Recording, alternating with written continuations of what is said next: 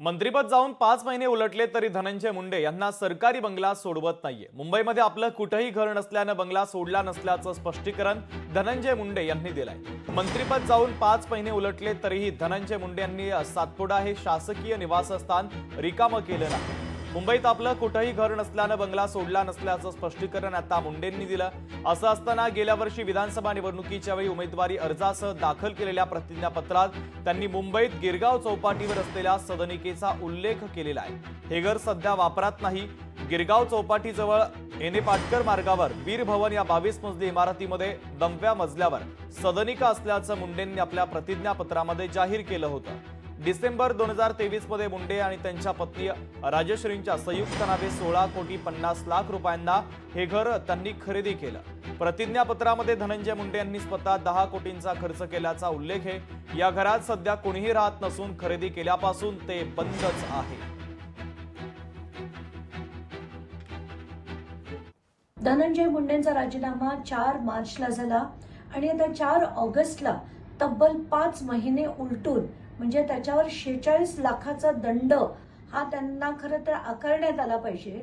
तसं असून सुद्धा हे आज तगायत शासकीय बंगला खाली करत नाहीयेत। आणि सगळ्यात महत्त्वाची माहिती जी आहे की त्याच परिसरात म्हणजे 3.5 किलोमीटर मलबार हिल मध्येच त्यांचा स्वतःचा 2151 स्क्वेअर फीटचा फ्लॅट असताना ते जर खाली करत नसतील तर सरकारने त्यांच्यावर तात्काळ कारवाई केली पाहिजे।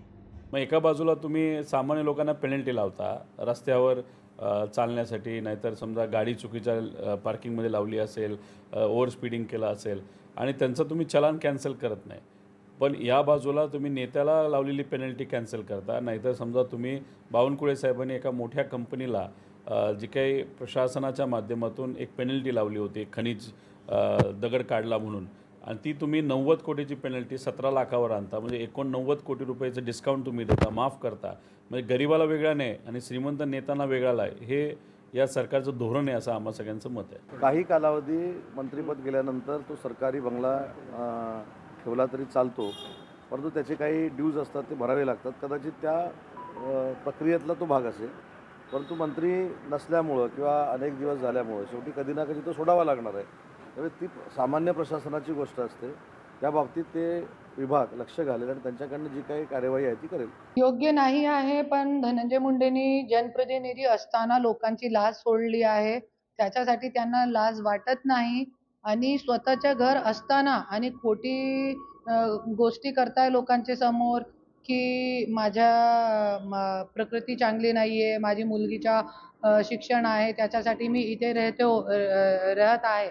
पण धनंजय मुंडेच्या मलबार हिलमध्ये फ्लॅट आहे, सगळ्यांना माहिती आहे। हे त्यांचं जे शपथपत्र आहे त्याच्यामध्ये त्यांनी दिलेलं आहे त्याचं स्पष्टीकरण।